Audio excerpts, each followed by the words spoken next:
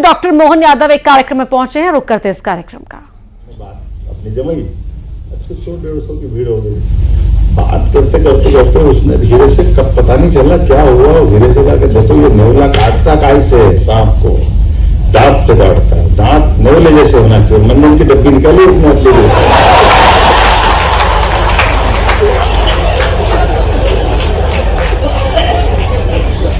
ये मंजन की डब्बी अगर है तो दांत आपके भी नेवले जैसे हो जाएंगे।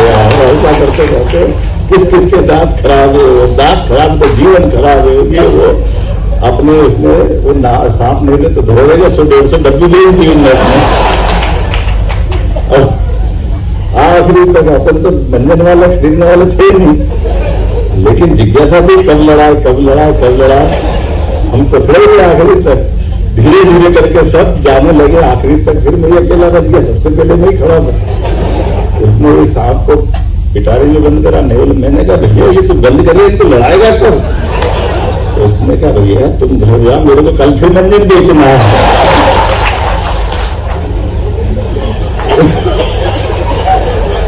ये तुम्हारे जैसे आ जाए तो मेरे सांप मरवा देंगे।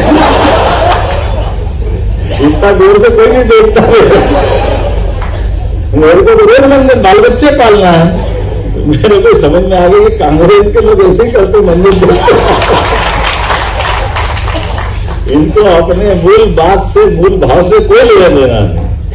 इनके अपने कोई भी बात जो भी कर दिया, बताओ संविधान का उल्लंघन किसने किया? संविधान बताते हुए कोर्ट ने, सुप्रीम कोर्ट, हाई कोर्ट ने इलाहाबाद से प्रधानमंत्री का अयोग्य घोषित किया, उनने आपातकाल लगा दिया, सभी कोर्ट के पावर खत्म कर दिए।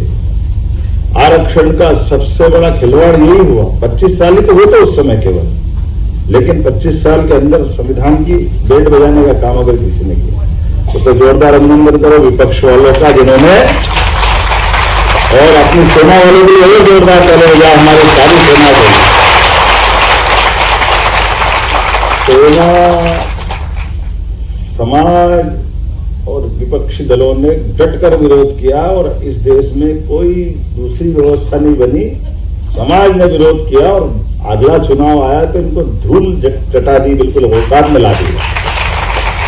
तो ये जो समाज की चेतना, इस चेतना को बनाए रखना भी ये जन अभियान का काम है। हमारे स्वाभाविक गुण है, हम अन्याय के खिलाफ बोलें और अन्याय होने वाली व्यवस्थाओं के खिलाफ समाज को जागृत रखना, चैतन्य रखना, उस चेतना को जगाए रखना, ये जन अभियान परिषद का काम है। तो मैं आज के इस अवसर पर आप सबके प्रति शुभकामना देता हूं, बधाई देता हूं और उम्मीद करता हूं कि आज आया हूं, आगे भी आता रहूंगा। तो हमारे बीच में ऐसे कई अभियान है जिन अभियानों को लेकर के आप और हम अभी योजना बनाएंगे। तो कई सेक्टर में हमने आगे बढ़ने के संकल्प लिए हैं। जैसे उदाहरण के लिए दूध उत्पादन को लेकर आप अंदाज लगा लो, इस प्रदेश के अंदर हमारे दूध उत्पादन की वर्तमान क्षमता देश के कुल दूध उत्पादन पे 9% है। तो 9% है उत्पादन की क्षमता है। कृषि उत्पादन क्षमता 25% चली गई, लेकिन जब 31% फॉरेस्ट का एरिया है तो स्वाभाविक रूप से हमारी जितनी खेती हो सकती है वो खेती तक हम पहुंच गए।